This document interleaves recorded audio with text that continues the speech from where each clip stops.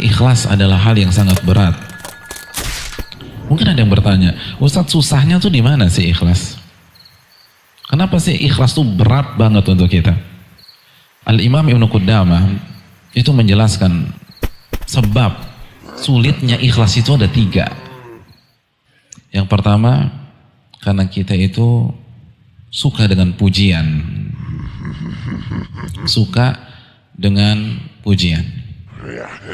Bahkan sebagian ulama mengatakan bahwa banyak orang itu lebih suka pujian daripada duit.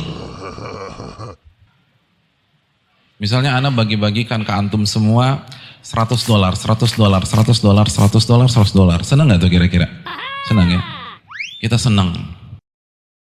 Terus kita tukar ke money changer. Terus kata petugasnya, mohon maaf mas, ini uang palsu. Oh, kira-kira kita kesal nggak? Kesal. Ini ngomong doang nih Ustadz, ternyata kasih uang palsu lagi. Jadi kita kesal tuh. Ketika dikasih uang palsu. Tapi kalau pujian, subhanallah. Ada seorang nenek-nenek usia 139 tahun, lalu dipuji sama suaminya. Yang kamu kok dari hari ke hari semakin cantik aja. Kira-kira tuh nenek-nenek seneng nggak? Coba, seneng apa enggak? Seneng. Padahal tuh pujian bener atau palsu? Palsu, nggak ada ceritanya nenek-nenek setiap hari tambah cantik kan nggak ada. Itu bohong. Tapi kita senang. Kita tahu nih pujian nggak bener. Beda sama duit. Lihat bagaimana kecintaan manusia terhadap pujian. Dan ini kan yang harus ditanggalkan.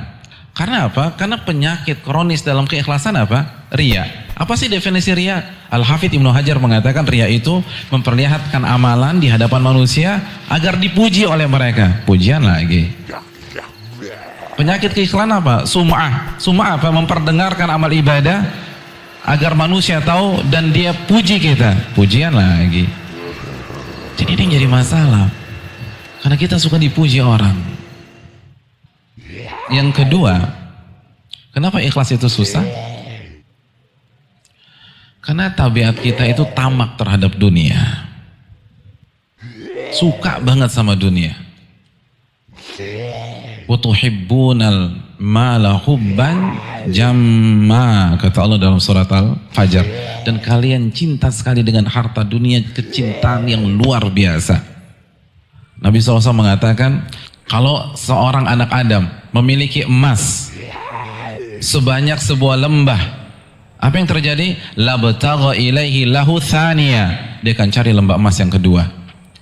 Dan kalau dia punya lembah emas yang kedua, labtagha ilaihi lahu thalitha. Dia akan cari lembah emas ketiga. Kapan tren ini berakhir?